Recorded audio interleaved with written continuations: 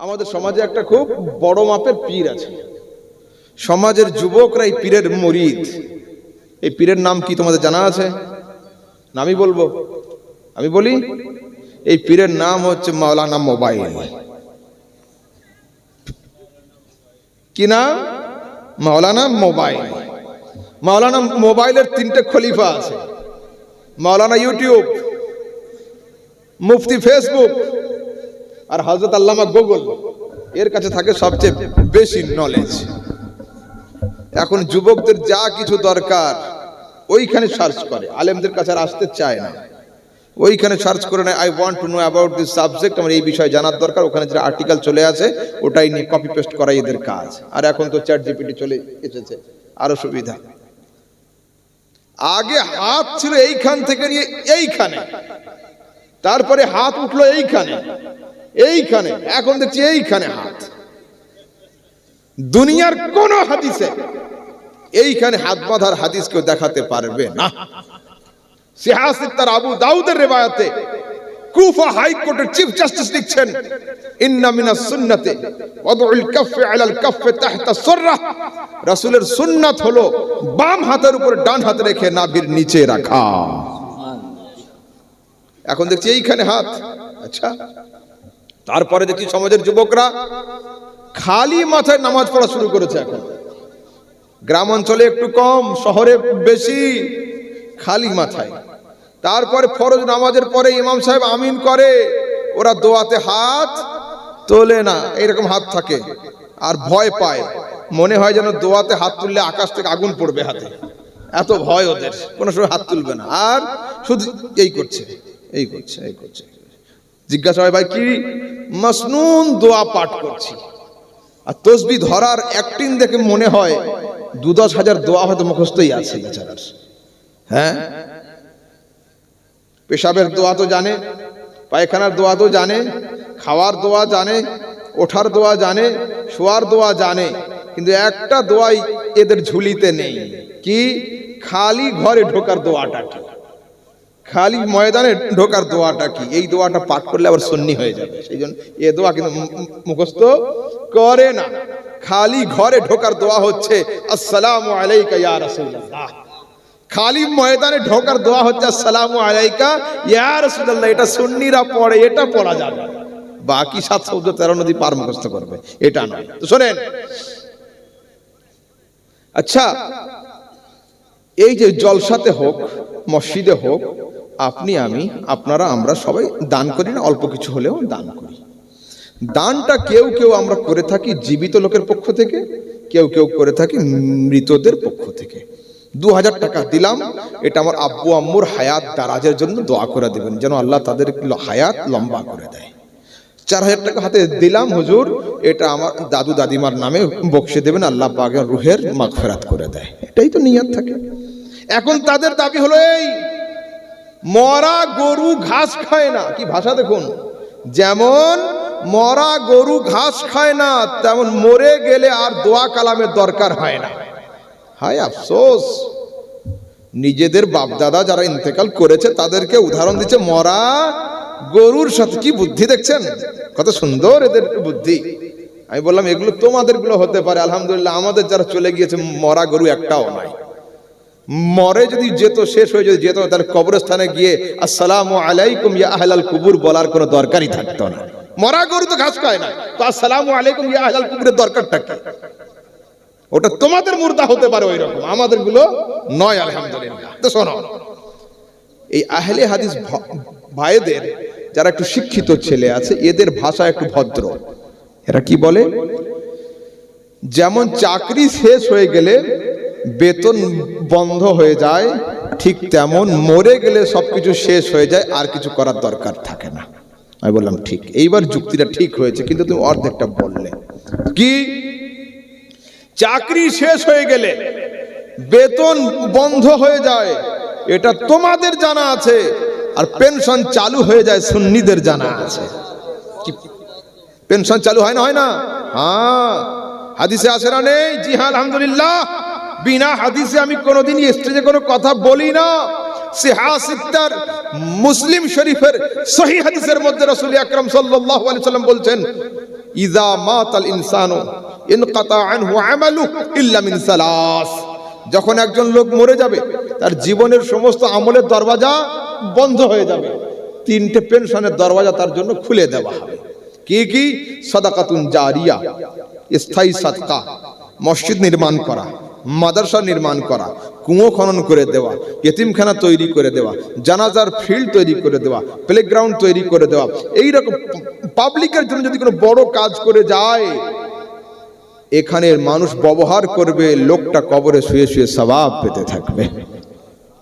তারপরে ওয়ালাদুন সালেহ ইয়াদউ লাহু, যদি নেক সন্তান রেখে যেতে পারে, নেক আওলাদ রেখে যেতে পারে, ফ্রি ফায়ার পাবজি ওয়ালা নয়, নেক আওলাদ, নেক আওলাদ রেখে যেতে পারে, এরা আমিন আমিন করবে, আব্বু আম্মু কবরে শুয়ে শুয়ে সওয়াব পেতে থাকবে।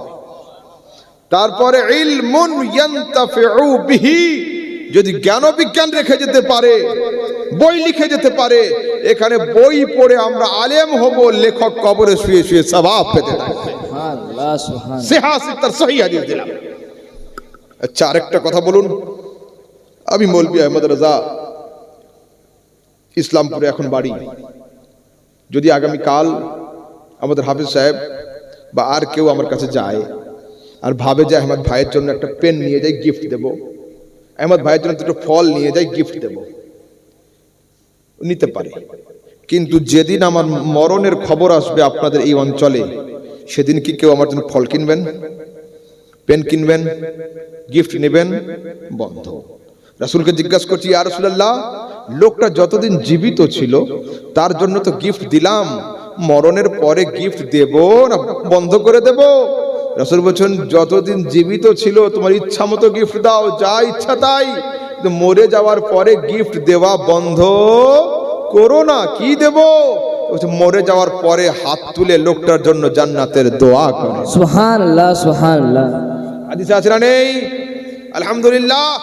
শারহুস সুদূর বিআহওয়াল কুবুর, আল্লামা ইমাম জালালউদ্দিন সিউতি লিখছেন, রাসূল বলছেন, উম্মতি উম্মাতুম মারহুমা তাদখুলু কুবুরাহা বিযুনুবিহা, আমার উম্মত হলো নাজাত প্রাপ্ত উম্মত, এরা কবরে যাবে পাপের পাহাড় নিয়ে, কবর থেকে উঠে দাঁড়াবে, লা যুনুবাল্লাহুম, এদের পাপ থাকবে না। সাহাবা একরাম জিজ্ঞাসা করছে, ইয়া রাসূলুল্লাহ, মরার পরে না নামাজ, না রোজা, না হজ, না যাকাত, সো হাউ টু পসিবল, কি করে সম্ভব এটা হলো?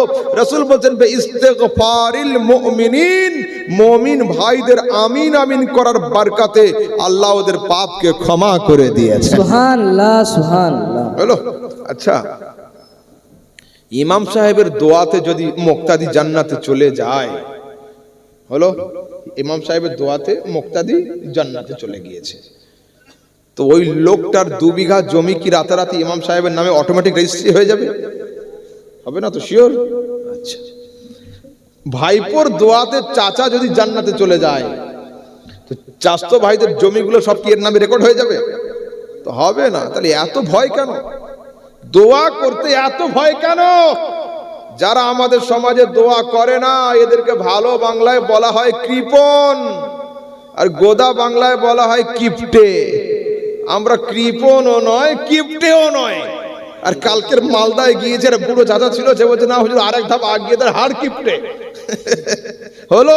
আলহামদুলিল্লাহ, আমরা কৃপণও নয়, কিপটেও নয়, হাড় কিপটেও নয়। আমরা দিলদার, নবীর দিলদার উম্মতি।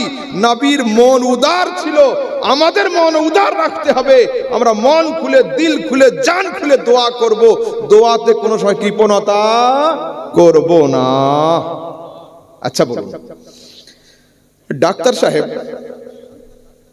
ডাক্তারের চেম্বারে যখন আপনি যান, আমি যাই রোগী নিয়ে, ডাক্তার যে ড্রেস পরে চেম্বারে থাকে, ডাক্তার সাহেব যে ড্রেস পরে চেম্বারে থাকে, ওটিতে যখন যায় অপারেশন থিয়েটারে, ওই ড্রেস পরে থাকে ডাক্তার, ঠিক?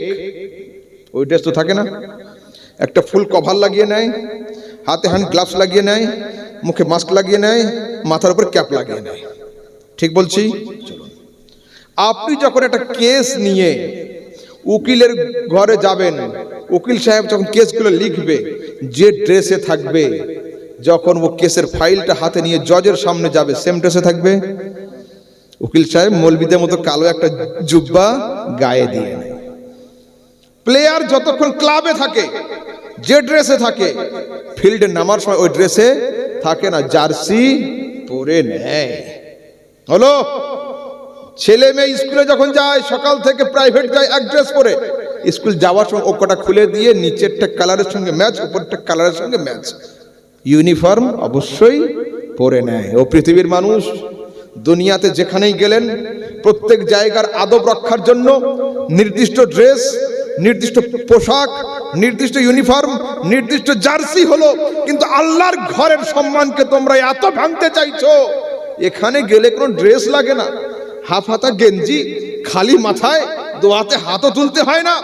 হায় আফসোস, খোদার ঘরকে তোমরা এত নিচুতে নামিয়ে দিলে।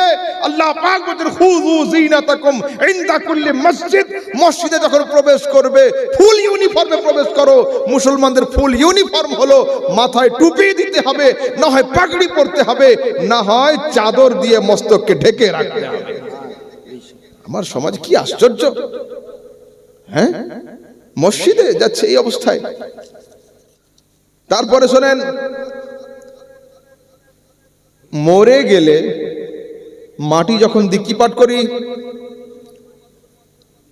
মিনহা খালাকনাকুম ওয়া ফিহা নুঈদুকুম ওয়া মিনহা নুখরিজুকুম তারাতান উখরা, এটাই তো। এরা এখন বলছে হাদিস কোরআন খুঁজে কোনো জায়গায় এটা পেলাম না। আচ্ছা বলেন, ডুপ্লিকেট ব্র্যান্ড যদি হতো, এটা ১৫০০ বছর ধরে আমাদের নিয়মটা কি টিকে থাকতো? যদি আমরা ভুল পথের পথিক হতাম, রাস্তা ভেঙে যেত। একবার পিছড় তৈরি করে দিয়ে সারা জীবন চলে কি না? ছাল উঠে যায়। আর যে রাস্তা দুর্বল হয় ওখানে ভারী গাড়ি গেলে বসে যায়। যদি আমাদের আকীদা ভালো মজবুত না হতো, তো আহলে হাদিসদের ভালো ভালো মৌলবি ওর উপর দাঁড়ালে আকীদা ভেঙে আমাদের চুরচুর হয়ে যেত। কিন্তু না, না খঞ্জর উঠেগা না তলওয়ার তুমসে বাজু মেরে আজমায়ে হুয়ে হ্যায়। খবরদার নয়। শোনেন, একটু হাদিস শুনিয়ে দিই। মিনহা খলাকনাকুম, হাদিস কোরআনে কে বললো? মিনহা খলাকনাকুম আমার লেখা নয়, আমার আব্বা হুজুরের লেখা নয়, আলা হযরতের লেখা নয়, গওস পাকের লেখা নয়, রাসূলের লেখাও নয়। কার লেখা? কোরআনে কারীম সূরা তাহার শেষের দিকের আয়াত হলো, সূরা তাহার আয়াত। মরণ খবর যখন আমরা শুনি কি পাঠ করি?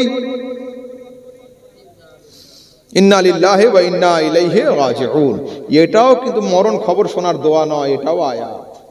ওয়া ইযা আসাবাতহুম মুসিবাহ ক্বালু ইন্না লিল্লাহি ওয়া ইন্না ইলাইহি রাজিউন। কি বোঝা গেল? কোরআনের আয়াত যদি অবস্থার সঙ্গে সামঞ্জস্যতা পায়, ওটাকে দোয়া হিসাবে ব্যবহার করা জায়েজ হয়। হলো, এবার চলুন, হাদিসে আছে না নেই? মুসনাদ আহমদ বিন হাম্বল ১২,২87 নম্বর হাদিস। عن أبي أمامة الباهلي لما أودعت أم كلثوم بنت رسول الله في القبر, রাসূলের মেয়ে উম্মে কুলসুম যখন ইন্তেকাল করলেন, তাকে যখন কবরে শোয়ানো হলো, قال رسول الله صلى الله عليه وسلم, নবী পাঠ করলেন মিনহা খালাকনাকুম ওয়া ফিহা নুঈদুকুম ওয়া মিনহা নুখরিজুকুম তারাতান উখরা। কে পাঠ করলেন? নবী নিজে। এখন আমাদের সমাজের যুবকরা শিখে গিয়েছে বুখারী শরীফ। বুখারীর মধ্যে হলে মানবো। বুখারীতে কত হাদিস আছে? ৭,৫০০ হাদিস। আর এক হাদিস বারবার এসেছে, এগুলো বাদ দিলে ৪,৫০০ হাদিস। আর আমি যে কিতাবের হাওয়ালা করছি, আমার হাদিস নাম্বার হলো ১২,২৮৭, আর মোট হাদিস আছে ৩৭,০০০ প্লাস। বলুন, যদি কোনো যুবক আর কোনো মৌলবি কেউ যদি তোমাদের সামনে বলে, আপনাদের সামনে বলে বুখারীতে যা আছে মানি, আমল করি, এর বাইরে কিছু মানি না, কি করবেন আপনারা? পকেট থেকে পেন নেবেন আর সাদা একটা কাগজ হাতে ধরিয়ে দেবেন, পর লিখে সই করে দাও, বুখারীতে যা আছে এর উপরে আমল করি আর এটাই মানি, বাইরে কিছু মানি না। কি করবেন? তারপরে যদি সই করে দেয়, তারপরে ওকে জিজ্ঞাসা করবেন কবরে কটা প্রশ্ন হয় আপনাদের এখানে? আমাদের কলকাতায় কবরে ৩টে প্রশ্ন হয়। আপনাদের কটা হয়? একই হয়, মাশাআল্লাহ, চাচা জান ঠিক উত্তর দিয়েছে, একই হয়। সারা দুনিয়াতে কবরে প্রশ্ন তিনটে হয়। বল ভাই তুমি তো সই করে দিয়েছো, আমি শুধু বুখারীকে ফলো করি, কোনো কিতাব ফলো করি না। বল পুরো বুখারীর মধ্যে মান রাব্বুকা এ প্রশ্ন নেই, মা দীনুকা এ প্রশ্ন নেই। বুখারীতে একটাই মাত্র প্রশ্ন আছে, মা কুনতা তাকুলু বিহাক্কি হাযার রাজুল, এই নূরানি চেহারাওয়ালা মানুষ সম্পর্কে তোমার কি ধারণা ছিল বলো। তো যদি কেউ দাবি করে বুখারীতে যা আছে মানি, বাইরে মানি না, তো কবরের তিনটে প্রশ্ন আর ও মানতে পারবে না, একটাই মানতে হবে। তাহলে কি প্যাঁচ এবার পড়বে দেখুন। আর একটা ফেলছি দেখুন, মুসলমানদের পেশাব করার তরিকা কি? দাঁড়িয়ে না বসে? Are you sure? একমত পুরাপুরি তো? শিওর তো? চলো, পুরো বুখারীতে বসে পেশাব করার একটাও হাদিস নেই, দাঁড়িয়ে পেশাব করার দুটো হাদিস রয়েছে। তাহলে কি আগামী কাল হুজুরদের দিয়ে শুরু করানো হোক? যে বুখারীতে আছে আর আপনারা হুজুর আপনারা আগে শুরু করেন, পিছনে আমরা আছি। যদি কেউ দাবি করে শুধু বুখারী মানি, অন্য কোনো কিতাব মানি না, বসে পেশাব করার কোনো হাদিস বুখারীতে নেই, দাঁড়িয়ে পেশাব দুবার হয়েছে বুখারীতে রয়েছে। আতান নবী সাল্লাল্লাহু আলাইহি ওয়াসাল্লাম সুবাতাতা কওমিন ফাবালা কাইমান ওয়া তাওয়াদ্দা ওয়া মাসাহা আলান নাসিয়া, বুখারী হাদিস। হলো, সেই জন্য যদি কেউ দাবি করে শুধু বুখারীকে মানি, অন্য কোনো কিতাবকে মানি না, বেচারা একটা ধাপ তুলতে পারবে না, একটা ধাপ তুলতে পারবে না। আসুন একটু আগের দিকে যাই। মাটি একবারে দেন না তিনবারে? তিন। জিজ্ঞাসা করে নেন, না তো কালকে চায়ের দোকানে ধরবে আপনাকে যে তোমাদের মৌলবি তো হাদিস শুনিয়ে গেল, তিনবারের হাদিসটা কই? তাফসীরে ইবনে কাসির, আহলে হাদিস ভাইরা যে তাফসীরটাকে সবচেয়ে বেশি ভালোবাসে তার নাম হলো তাফসীরে ইবনে কাসির। এই তাফসীরে ইবনে কাসিরের পঞ্চম খণ্ডে লেখা হচ্ছে, হাজারা রাসূলুল্লাহ সাল্লাল্লাহু আলাইহি ওয়াসাল্লাম জানাজাতান, রাসূল জানাজাতে হাজির হলেন, সাল্লাল্লাহু আলাইহি, রাসূল জানাজা পড়ালেন, লাশটাকে কবরে শোয়ানো হলো। ফাআখাযা কাবদাতান মিনাত তুরাবি ফাকালা মিনহা খালাকনাকুম সুম্মা আলকাহা ফিল কবর। রাসূল এক মুঠো মাটি হাতে নিলেন, পাঠ করলেন মিনহা খালাকনাকুম, মাটিটাকে কবরের উপরে ছেড়ে দিলেন। সুম্মা আখাযা কাবদাতান উখরা, দ্বিতীয়বার এক মুঠো মাটি নিলেন, দ্বিতীয় অংশটা পাঠ করে কবরে রেখে দিলেন। সুম্মা আখাযা কাবদাতান উখরা, তৃতীয়বার এক মুঠো মাটি নিলেন এবং কবরের উপরে রেখে দিলেন। তো তিনবারে মাটি দেওয়াও হাদিস দ্বারা প্রমাণিত, আর এই দোয়া পড়ে মাটি দিতে হবে এটাও হাদিস দ্বারা প্রমাণিত। বাংলাদেশের দেখলাম বেশ কিছু বক্তা, নাম আর নিতে চাইছি না, তাদের দাবি হলো এই মুর্দার কাছে যদি কেউ মিনহা খালাকনাকুম পড়ে মাটি দেয়, মুর্দার কষ্ট হবে, মুর্দার আযাব হবে। আচ্ছা বলুন তো, কোরআনের আয়াত পড়লে কারো কষ্ট হয়? ঠিক তো? কিন্তু হয়, একজনের হয়, শয়তানের খুব কষ্ট হয়। যদি কোনো জিনে ধরা রোগী থাকে আর তার সামনে সূরা জিন পাঠ করা হয়, কুল উহিয়া ইলাইয়া আন্নাহু ইসতামা'a নাফারুম মিনাল জিন্নি ফাকালু ইন্না সামি'না কুরআনান আজাবা, ও জিনে ধরা রোগী তড়ম তড়ম করে লাফায়। তো মিনহা খালাকনাকুম কোরআনের আয়াত, এই আয়াত শুনে যদি কারো কষ্ট হয় জানতে হবে মৌলবীর জিন ধরেনি, ওর ঘাড়ে ভূত চেপে রয়েছে, নয়তো আয়াতে কষ্ট হবে কেন? এবার আল্লাহকে জিজ্ঞেস করছি, আল্লাহ তোমার কোরআনে কি আছে? আল্লাহ পাক বলছে, ওয়ানুনাজ্জিলু মিনাল কোরআনে মা হুয়া শিফাউন ওয়া রাহমাতুল লিল মুমিনিন, আমি আল্লাহ কোরআনে যা যা অবতীর্ণ করেছি মুমিনদের জন্য ঔষধ এবং রহমত, শিফা এবং রহমত। ওষুধ পেয়ে এখন কষ্ট হয় কারোর? না। খবরদার আপনারা কারো চক্করে আসবেন না, যুবকরা কারো প্রলোভনে আসবে না। আহলে সুন্নাতের সঠিক আকীদার উপর দণ্ডায়মান থাকো, মজবুত হয়ে দাঁড়িয়ে থাকো।